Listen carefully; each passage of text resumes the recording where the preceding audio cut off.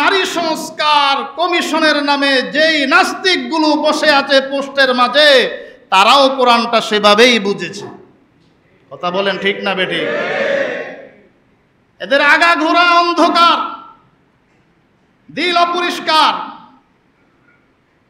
কোরআন সুন্নাহর বিরুদ্ধে যারা বক্তব্য দেয়, যুক্তি দাঁড় করায়, কোরআনের যুক্তির বাহিরে যারা যুক্তি দাঁড় করায়, আল্লাহর হুকুমের বিরুদ্ধে যারা যুক্তি দাঁড় করায়, তাদের জেনে রাখা উচিত যে সর্বপ্রথম এই যুক্তি দাঁড় করাইছিলেন তাদের হেডমাস্টার ইবলিস শয়তান।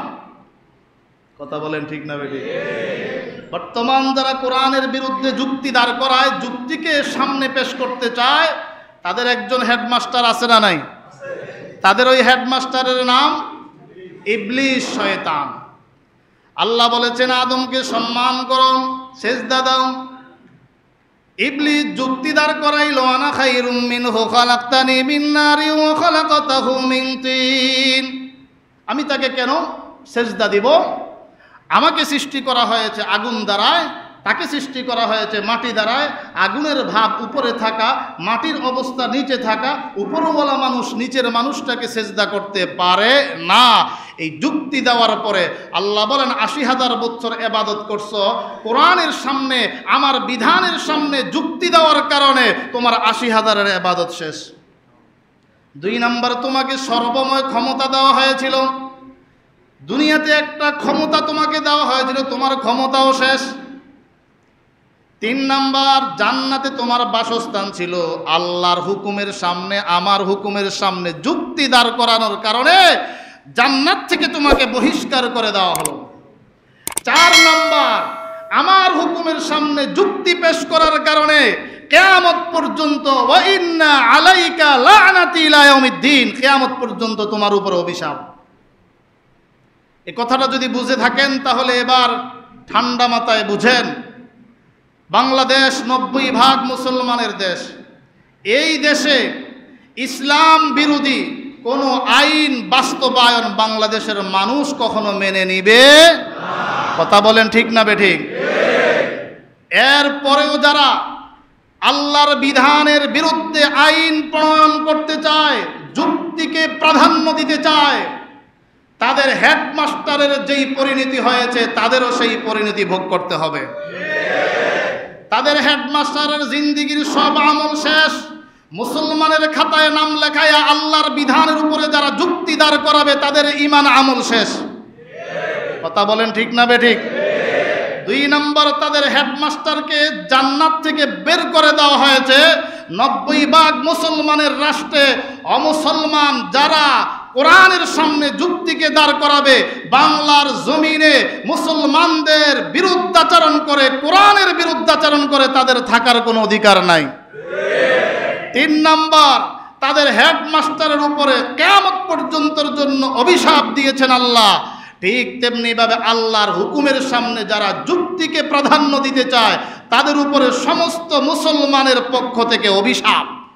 এই অভিশপ্ত জাতি যদি সংস্কার কমিশনে থাকে, ওই গোটা সংস্কারটাই অভিশাপে পরিণত হয়ে যাবে। ৫ই আগস্টের মাঝে বাংলার মুসলমানের গণজোয়ারের ধাক্কায় যেমন স্বৈরাচারের পতন হয়েছে, ইসলাম বিদ্বেষী কোনো বিধানে যদি কেউ ভূমিকা রাখে, অন্তর্বর্তীকালীন সরকারের উপদেষ্টাদের একই পরিণতি ভোগ করতে হবে। এজন্য ইসলাম রক্ষার জন্য, আল্লাহর জমিনে আল্লাহর কোরআনী আইন বাস্তবায়নের জন্য ভূমিকা কি শুধু ইমামদের রাখতে হবে না সমস্ত মুসলমানের? ডাক দিবেন, নেতৃত্ব দিবেন ওলামায়ে কেরাম, আর সাপোর্ট দিবেন সর্বস্তরের তাওহীদি জনতা। অন্যথায় আপনি আপনার সন্তানকে ধরে রাখতে পারবেন না, আপনার সন্তানের ইজ্জত নষ্ট হবে, আপনি কিছুই বলতে পারবেন না, মুখ বন্ধ করে বসে থাকতে হবে। এজন্য আমাদের ঈমান আকীদা হেফাজতের জন্য সমস্ত ওলামায়ে কেরাম এ বিষয়ে ঐক্যমত। সর্বস্তরের ওলামায়ে কেরাম, আপনি চরমনাই বলেন, উজানি বলেন, হাটহাজারি বলেন, নানুপুর বলেন, ফুরফুরা বলেন, সরসিনা বলেন, সর্বস্তরের ওলামায়ে কেরাম ঐক্যমত। আলেম ছাড়াও যারা ধর্ম নিয়ে গবেষণা করে, ভালো ইসলামিক গবেষণা করে জ্ঞান রাখে, তারাও এ বিষয়ে এই নারী সংস্কার কমিশন যেটা গঠন করা হলো, তাদের সুপারিশগুলো, তাদের আবেদনগুলো বাতিলের দাবি করেছে এবং স্বয়ং নারী কমিশনও বাতিলের দাবি উঠাইছে। এর সাথে আমরা একত্রতা পোষণ করতে রাজি আছি তো ইনশাআল্লাহ। এই মর্মে আমাদেরকে ডাক দেওয়া হয়েছে। সবাই ব্যস্ত, পড়াশোনা আছে, অফিস আদালত আছে, মাদ্রাসা আছে, মসজিদ আছে, সব ত্যাগ কোরবানি করে আগামীকাল কে ডাক দিল দেখার দরকার নাই, কোন দল ডাক দিল দেখার দরকার নাই, সমস্ত ওলামা ঐক্যমত আগামীকাল সকাল 9টায় সরোয়ার্দী উদ্যানে আমাদের যাওয়ার দরকার আছে না নাই? ওই নারী কমিশনটাই যেন পুরাটাই ইসলাম বিদ্বেষী একটা কমিশন। কি কথা ঠিক না বেঠিক? সরকার নারী কমিশন, বর্তমান অন্তর্বর্তীকালীন সরকার যতদিন চালাচ্ছিল রাষ্ট্র মোটামুটি ভালোই চলছিল। এখন তার কর্মকাণ্ড দেখা যাচ্ছে নিজের পায়ে নিজে কুড়াল মারছে। নারী সংস্কার কমিশন গঠন করেছে, ভালো কথা। এই কমিশনে আছে কারা? রক্ত দেওয়ার মতো 2-4 জন লোক তো থাকা দরকার ছিল। কি কথা ঠিক না বেঠিক? সব মানুষগুলো রক্ত দিবে আর রক্তের উপরে দাঁড়ায় তারা নেতৃত্ব দিবে। কমিশনগুলোর দিকে তাকাইলে দেখা যায় নাস্তিক, এনজিও, ইসলাম বিদ্বেষী, যারা অজ্ঞ মূর্খ, ধর্ম সম্পর্কে কিছুই বুঝে না। তাদের জীবন ইতিহাসগুলো দেখেন। এরপরও সংস্কার কমিশন করা হয়েছে, ভালো কথা। নারী সংস্কার, অন্যান্য সংস্কার কমিশনের সাথে নারী সংস্কার কমিশনও করা হয়েছে, ভালো কথা। কিন্তু এই কমিশন প্রায় 433টি সুপারিশ করেছে অন্তর্বর্তীকালীন সরকারের কাছে। তন্মধ্যে প্রায় 32 থেকে 33টা সুপারিশেই ইসলামের বিরুদ্ধে, মুসলমানের বিরুদ্ধে, 90% মুসলমানদের শান্তির বিরুদ্ধে, ধর্মের বিরুদ্ধে, আল্লাহ রসুলের বিরুদ্ধে। এই ইসলাম বিরোধী কর্মকাণ্ড বাংলাদেশের মুসলমান কখনোই মেনে নিবে না। কথা বলেন ঠিক না বেঠিক? তোমরা আপত্তি তোলো। তাদের আপত্তিগুলোর মাঝে একটা হলো সূরা নিসার 11 নম্বর আয়াত। আল্লাহ পুরুষদেরকে যে সম্পদের অধিকার দিয়েছেন, নারীদেরকে তার অর্ধেক দিয়েছেন। লিযযাকারি মিসলু হাযযিল উনসায়াইন, নারী যতটুকু পাবে অংশ, ওই মিরাসি সম্পদ থেকে নারী যতটুকু পাবে ছেলে তার ডাবল পাবে। এ বিধান দিলেন কে? তোমার যুক্তি ধরুক আর না ধরুক, আল্লাহর বিধান মানতেই হবে। কি কথা ঠিক না বেঠিক? এরপরেও ইসলামে কোরআন সুন্নাহর আলোকে যে বিধানগুলো দেওয়া হয়েছে, একটা বিধানও অযৌক্তিক না। যাদের মেধা ভালো, যাদের আকীদা ভালো, তারা এগুলো পড়ে দেখে সবগুলো স্বর্ণাক্ষরে মিলে যায়। সূর্য যেমন আলো দেয়, সূর্যের আলোতে দুনিয়া যেমন আলোকিত, কোরআনের বিধানগুলো সম্পূর্ণভাবে যুক্তির আলোকে স্পর্শ। কোনোটাই সাংঘর্ষিক, কোনো মানুষের জন্য, কোনো পুরুষের জন্য, কোনো নারীর জন্য সাংঘর্ষিক বা তার উপরে বৈষম্য সৃষ্টি করার মতো কোনো বিধান দেওয়া হয়নি। আল্লাহ এখানে বলেছেন নারী যতটুকু পাবে পুরুষ তার ডাবল পাবে। লিযযাকারি মিসলু হাযযিল উনসায়াইন, এটার উপরে যোগে যোগে নাস্তিকরা আপত্তি তুলেছে। আগে আপত্তি তুলেছিল তসলিমা নাসরিন, এরপরে সে যদিও চলে যায় কিন্তু তার কিছু চামচা অনুসারী বাংলাদেশে আছে না নাই? রক্ত দেওয়ার সময় তাদেরকে পাওয়া যায় না। নারী যখন ধর্ষণের শিকার হয় তখন তাকে পাওয়া যায় না। নারী যখন লাঞ্ছনার শিকার হয় তখন তাদেরকে পাওয়া যায় না। কিন্তু যখন রক্ত দিয়ে, শ্রম দিয়ে মানুষ একজনকে সরকারে বসায়, তখনই তারা ফুতুল সেজে তাদের দরবারে গিয়ে ভিক্ষার হাত বাড়াইয়া দেয়। এখন গিয়ে ভিক্ষা চায় যে আমাদেরকে তো এখন বাংলাদেশের মানুষ গ্রহণ করে না, এখন সব ওয়াজ মাহফিল নিয়ে ব্যস্ত, আর কেউ গান শুনতে চায় না। এখন সবাই সহিহ ইসলাম নিয়ে চলতে চায়, এখন কেউ পতিতালয়ে যেতে চায় না। আমাদের দরবারগুলো খালি, আগে আসতো আমাদের দরবার থেকে কাউকে খালি ফিরানো হতো না, এখন এই দরবার খালি, কাস্টমার নাই। এখন তাদের মাথা খারাপ, পকেটে নাই টাকা। এই মুহূর্তে তারা গিয়ে সরকারের কাছে দেয় ধর্ণা। কথা বলেন ঠিক না বেঠিক?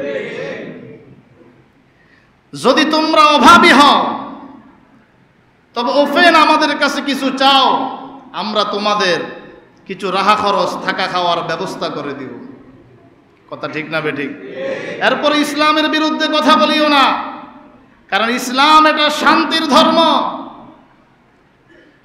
কোনো হিন্দুকেও যদি মুসলমান দান দিতে চায়, ইসলাম সেটাকেও অনুমোদন দিয়েছে, তবে যাকাত দেওয়া যাবে না।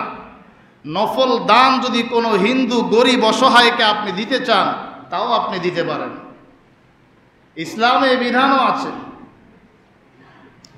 এবার আসুন সামান্য যুক্তির আলোকে যে আল্লাহ যে বিধানটা দিয়েছিলেন, নারী যে অংশ পাবে পুরুষ তার ডাবল পাবে, কেন আল্লাহ দিলেন এ বিষয়টা একটু বুঝার চেষ্টা করি। আল্লাহ পাক রব্বুল আলামিন নারীদেরকে জন্মের পর থেকে বিবাহের আগ পর্যন্ত নারীকে দেখাশোনার দায়িত্ব, মেয়েটাকে দেখাশোনার দায়িত্ব দিয়েছেন তার বাবার উপরে, তার উপরে নয়।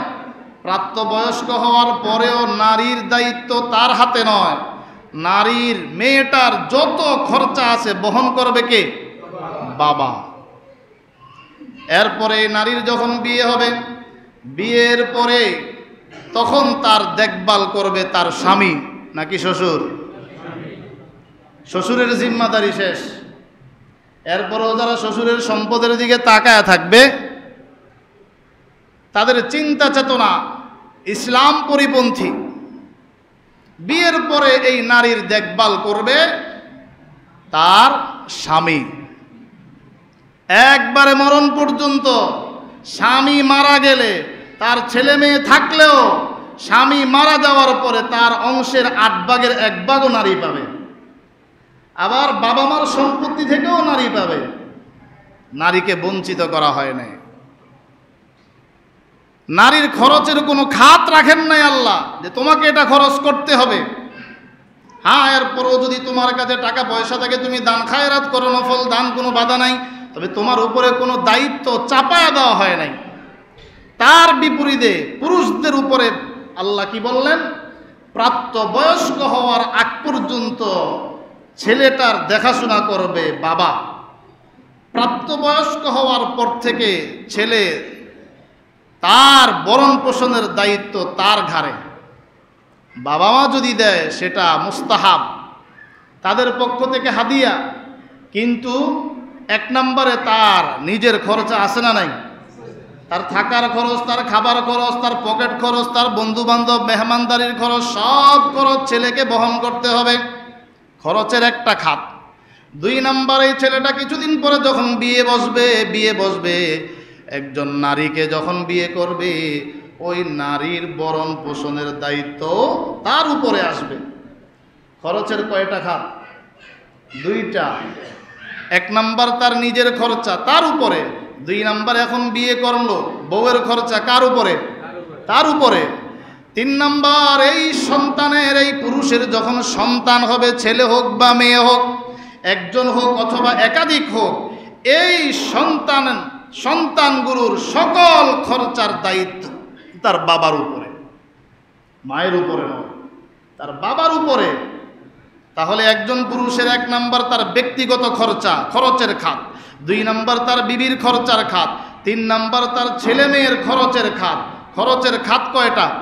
3টা। এটি হলো ফরজ। এই ফরজ দায়িত্ব, এছাড়া আত্মীয় স্বজন আছে, বোন ভাই আছে, মা বাবা আছে, সেগুলো তো আছেই। ফরজ তার মৌলিক দায়িত্ব 3টা। নিজের খরচের জিম্মাদার সে নিজে, বিবির খরচের জিম্মাদার সে নিজে, সন্তানের খরচের জিম্মাদার সে নিজে। খরচের খাত 3টা, আর তাকে দেওয়া হলো অংশ 2টা। দেওয়া হলো কয়টা? 2টা। লিযযাকারি মিসলু হাযযিল উনসায়াইন। নারী যতটুকু পাবে পুরুষ তার ডাবল পাবে। অংশ দেওয়া হলো 2টা, খরচের খাত 3টা। আর নারীর খরচের খাত কয়টা? একটাও না, একটাও না। বিয়ের আগ পর্যন্ত তার বাবার জিম্মায়, বিয়ের পরে স্বামীর জিম্মায়, একটাও খরচের খাত তার নাই, কিন্তু অংশ দেওয়া হলো একটা। এটা কি নারীর উপরে জুলুম করা হলো? কথা বলেন, এটা কি নারীর উপরে জুলুম করা হলো? বরং ইসলাম তো যদি কিছুই একটা অংশও না দিত, আমরা বলতাম সেটা হতো ইনসাফ। একটা অংশ দেওয়া হলো, সেটা হলো হাদিয়া, বোনাস। এরপরে স্বামীর অংশ থেকে সে পাবে, সেখান থেকেও তার অংশ দাঁড় করে দেওয়া হয়েছে। তাহলে ইসলাম নারীকে সম্পূর্ণ তার ন্যায্য অধিকার দিয়েছে। যেই অধিকার হিন্দু ধর্মে দেওয়া হয় নাই, যেই অধিকার ইহুদি ধর্মে দেওয়া হয় নাই, যেই অধিকার খ্রিস্ট ধর্মে দেওয়া হয় নাই, যেই অধিকার বৌদ্ধ ধর্মে দেওয়া হয় নাই, সেই অধিকার দিয়েছেন ইসলাম, সেই অধিকার দিয়েছেন আল্লাহ, সেই অধিকার দিয়েছেন মুহাম্মদুর রাসূলুল্লাহ, সেই অধিকার দেওয়া হয়েছে কোরআনে কারিমে। কিন্তু যারা ইসলাম বিদ্বেষী মনোভাব নিয়ে কোরআন পড়ে রিসার্চ করে আর বাহ্যিকভাবে গবেষণা করে, 1 আর 2, 2 বেশি 1 কম, 2 বেশি 1 কম, এতটুকুই বুঝলা, আর কিছু কোরআন হাদিসের বুঝলা না। বিষয়টা কেমন? একজন মূর্খ বাবার সন্তান, ভালো মেধাবী, ভার্সিটিতে পড়াশোনা করে, 10 বছর পড়াশোনা করার পরে এসএসসি পরীক্ষা দিল, সব স্টুডেন্ট থেকে ফলাফল বেশি। তাহলে ছেলেটা সিরিয়ালে কত নম্বরে হবে? 1 নম্বরে। কিন্তু তার পার্শ্ববর্তী ভাইয়ের আরেকটা ছেলে, সে হলো 10 নম্বর। এবার মূর্খ বাবা জিজ্ঞেস করে, বাবা এত কষ্ট করে পড়াশোনা করাইলাম, ফলাফল কি, কত নম্বরে আসছো? বলে আমি রুল আমার 1, আমি 1 নম্বরে চলে এসেছি। বলো কি, তোমার পাশের ভাইটা সে 10 নম্বর পাইল আর তুমি মাত্র 1 নম্বরে আসলা। এ যেমন বুঝছে, ওই মূর্খ নারী সংস্কার কমিশনার নাস্তিকগুলো তেমনটা বুঝছে। কথা বলেন ঠিক না বেঠিক? এরাও কোরআন বুঝে, এরাও কোরআন বুঝে। এই জন্য আমার এক ওস্তাদ হাটহাজারী মাদ্রাসার, উনি বলতেন যে কোরআনকে যদি কেউ আহলুস সুন্নাহ ওয়াল জামাতের আকীদার চশমা পড়ে, তার মানে ওই আকীদা নিয়ে যদি কোরআন গবেষণা করে, দেখবে সবগুলো পুরাপুরি যৌক্তিক, এতে কোনো ভেজাল নেই, কোনো আয়াতের সাথে সংঘর্ষ নেই, কোনো হাদিসের সাথে সংঘর্ষ নেই। আর কোরআনকে যে নাস্তিকের চশমা পরে যদি কোরআন গবেষণা করে, সে জায়গায় জায়গায় ভুলেই দেখবে। কারণ তার কলবটা হলো ভুল, তার শিক্ষাঙ্গন যেখানে সে শিক্ষা লাভ করেছে, তার শিক্ষক ছিল ভুল পথে, তার শিক্ষকগুলো ছিল নাস্তিক, তার মনোভাব ছিল নাস্তিক, তার চাল চলন হলো পশ্চিমাদের, আমেরিকা, ইসরায়েলের সংস্কৃতিতে তার চাল চলন। এই জন্য তার কাছে এখন কোরআন ভালো লাগে না। কোরআন খুললে শুধু ভুলেই নজরে পড়ে। আসলে তার চোখ ভুল, তার কানে ভুল শুনে, তার চোখ ভুল দেখে, তার জবান ভুল বলে। কোরআন যা বলেছে সত্য বলেছে, ওয়াল্লাহু ইয়াকুলুল হক, আল্লাহ যা বলেছেন সত্য বলেছেন। তোমার আগাগোড়া মিথ্যা, তোমার জবান মিথ্যা, তোমার চোখ মিথ্যা, পুরা নারী সংস্কার কমিশনটাই মিথ্যা। যেই মতাদর্শ কোরআন সুন্নাহর সাথে সাংঘর্ষিক, আমরা মুসলমান তা মেনে নিতে পারি না। তারা কোরআন বুঝে গবেষণা করে। কেমন? একটা উদাহরণ আল্লামা নুরুল ইসলাম অলিপুরি সাহেব, যাকে মুনাজিরে জামান বলা হয়, তিনি একটা উদাহরণ দিয়েছেন। উদাহরণটা হলো, 6 অন্ধ গেল হাতি দেখার জন্য। অন্ধ বুঝেন? চোখ কয়টা? অন্ধর চোখ কয়টা? দেখে। 6 অন্ধ গেল হাতি দেখার জন্য। এক অন্ধ গিয়ে হাতির পিঠের উপরে হাত বুলাইল, আরেক অন্ধ হাতির পেটের উপরে হাত বুলাইল, আরেক অন্ধ হাতির লেজের উপরে হাত বুলাইল, আরেক অন্ধ হাতির দাঁতের উপরে হাত বুলাইল, আরেক অন্ধ হাতির কানের উপরে হাত বুলাইল, আরেক অন্ধ হাতির পায়ের উপরে হাত বুলাইল। এবার এলাকায় আসার পরে মানুষ জিজ্ঞেস করে, অন্ধ ভাই তোমরা কি হাতি দেখেছো? সবাই বলে আমরা হাতি দেখলাম, খুব ভালো দেখেছি। জিজ্ঞেস করা হলো কেমন দেখলা? যেই লোকটা হাতির পিঠের উপরে হাত বুলাইল সে বলল হাতি একটা খাটের মতো। যেই লোকটা হাতির পেটের উপরে হাত বুলাইল সে উত্তর দিল হাতি একটা ধানের গোলার মতো। যেই লোকটা হাতির পায়ের উপরে হাত বুলাইল সে বলে হাতি একটা কলা গাছের মতো। যেই লোকটা যেই অন্ধ হাতির লেজের উপরে হাত বুলাইল সে বলে হাতি একটা লাঠির মতো। যেই অন্ধ হাতির কানের উপরে হাত বুলাইল সে বলে হাতি একটা ধানের কুলার মতো। যেই অন্ধ হাতির দাঁতের উপরে হাত বুলাইল সেই বলে হাতি একটা মূলার মতো। এবার আপনারা বলুন, হাতি কি কুলার মতো না মূলার মতো না লাঠির মতো? এই ইসলাম ছাড়া অন্যান্য যত ধর্ম আছে কোন ধর্মে নারীকে মর্যাদা দেওয়া হয়নি। একমাত্র নারীর অধিকার এবং মর্যাদা, নারীকে সম্মান দিয়েছেন ইসলাম।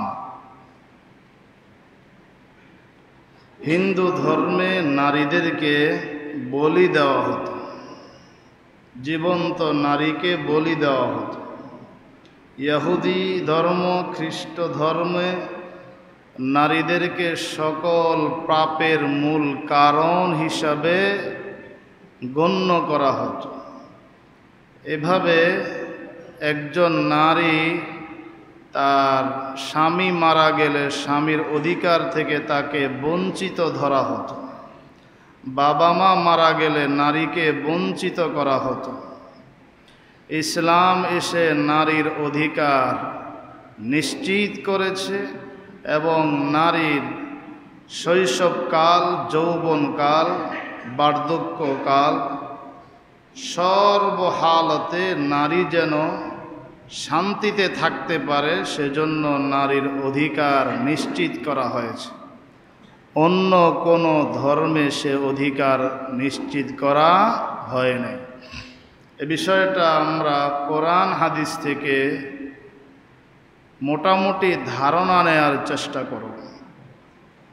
ইসলাম পূর্বকার সময়ে যদি কাহারও কন্যা সন্তান হতো জীবিত তাকে পুঁতে ফেলা হতো, রাখলেও লজ্জা শরম ঢেকে তাকে রাখা হতো। বাবা সমাজে কিভাবে মুখ দেখাবে সেজন্য মেয়ে হওয়ার পরে এ মেয়েটাকে জীবিত দাফন করে ফেলত। আল্লাহ রসুল সাল্লাল্লাহু আলাইহি ওয়াসাল্লাম এই প্রথাটা বন্ধ করে দিলেন। আল্লাহ পাক কোরআনে কারীমে ইরশাদ করেন, ওয়া ইযাল মাউউদাতু সুইলাত, কিয়ামতের ময়দানে যারা নিজের সন্তানকে জীবিত পুঁতে ফেলবে তাদেরকে জিজ্ঞেস করা হবে, তাদেরকে আইনের আওতায় আনা হবে, তাদেরকে কাঠগড়ায় দাঁড় করায়া জিজ্ঞেস করা হবে কেন তাকে পুঁতে ফেলা হলো, তার অপরাধ কি ছিল।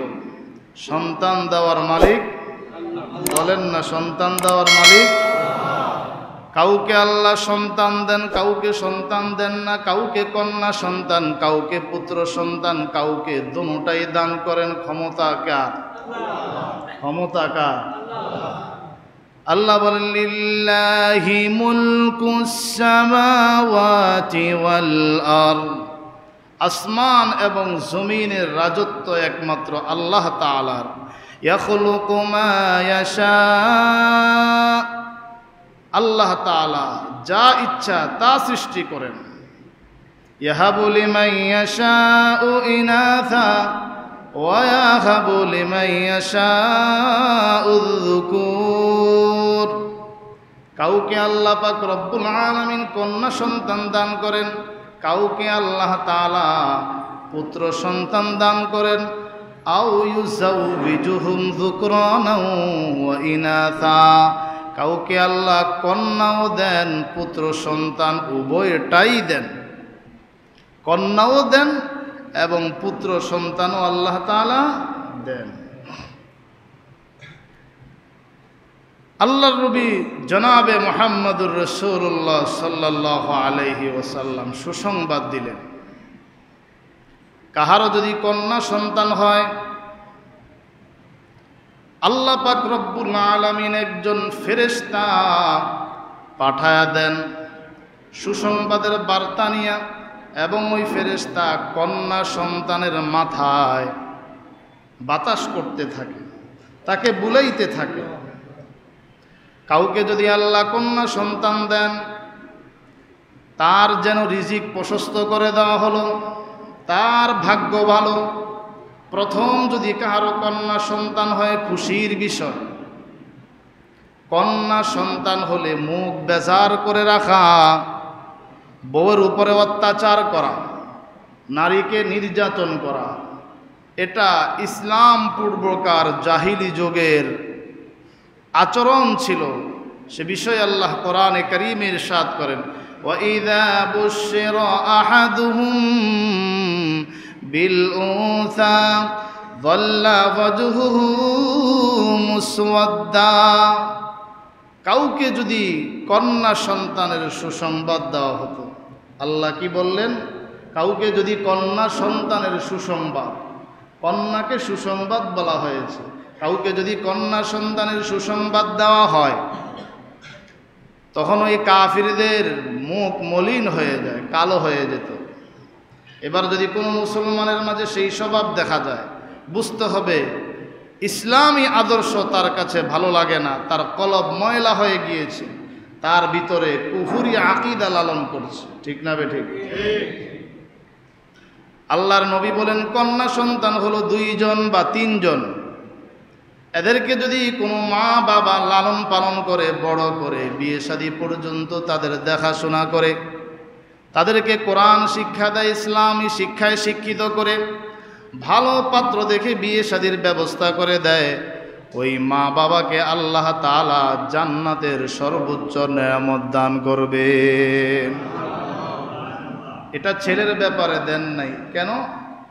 ছেলে তো আগে থেকেই সম্মানিত।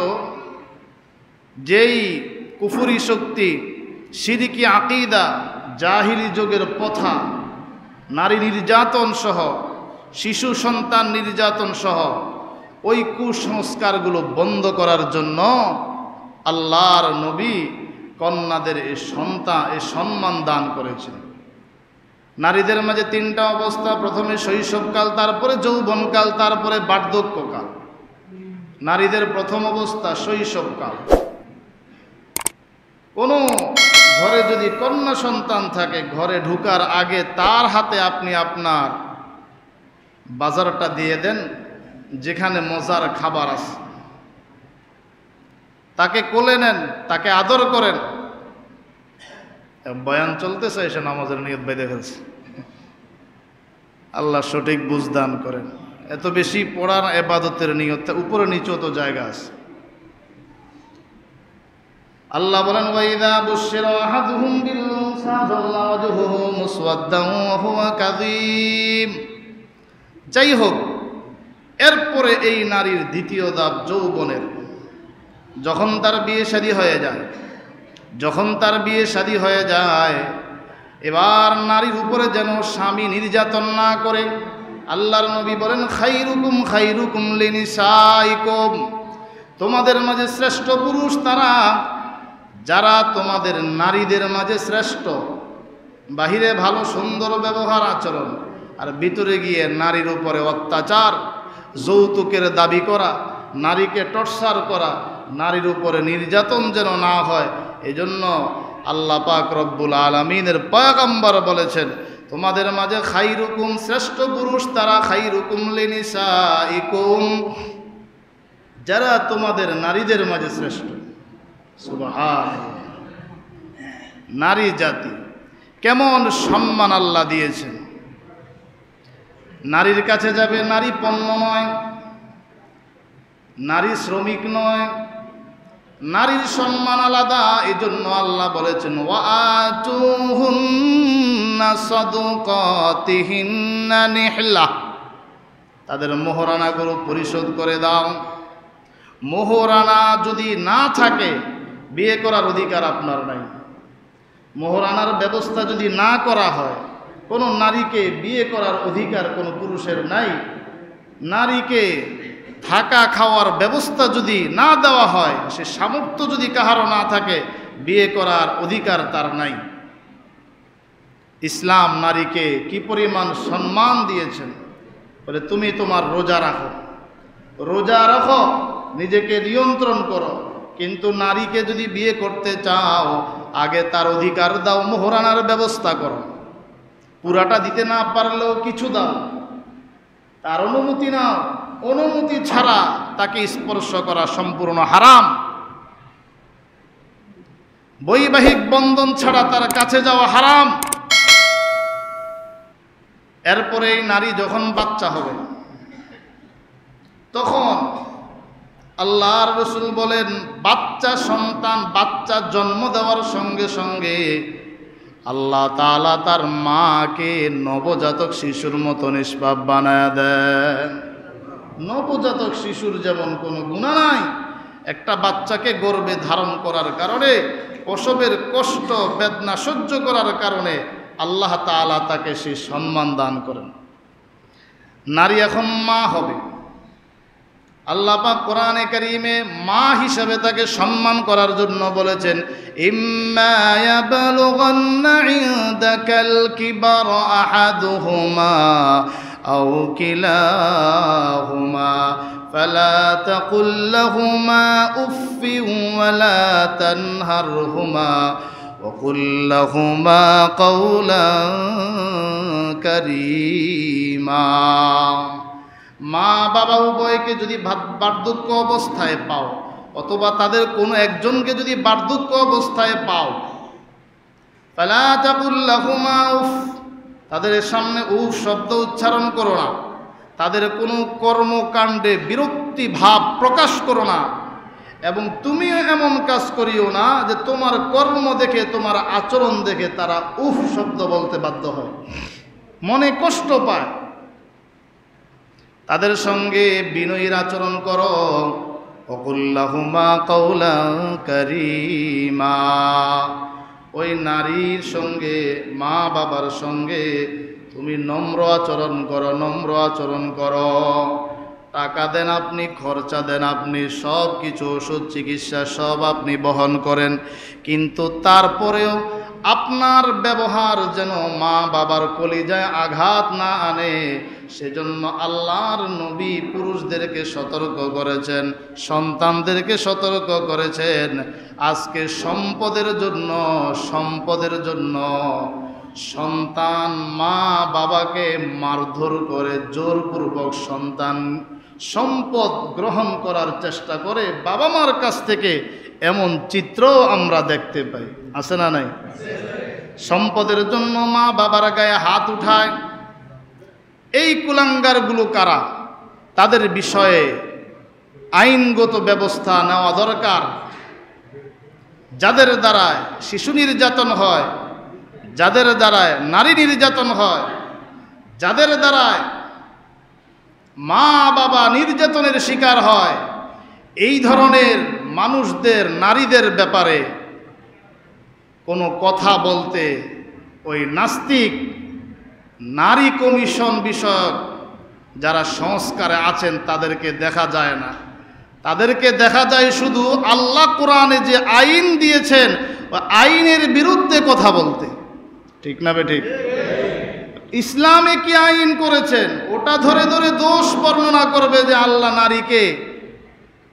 নারীদেরকে বৈষম্যের শিকার করেছেন, কোরআন নারীদেরকে পূর্ণ মর্যাদা দেয়নি।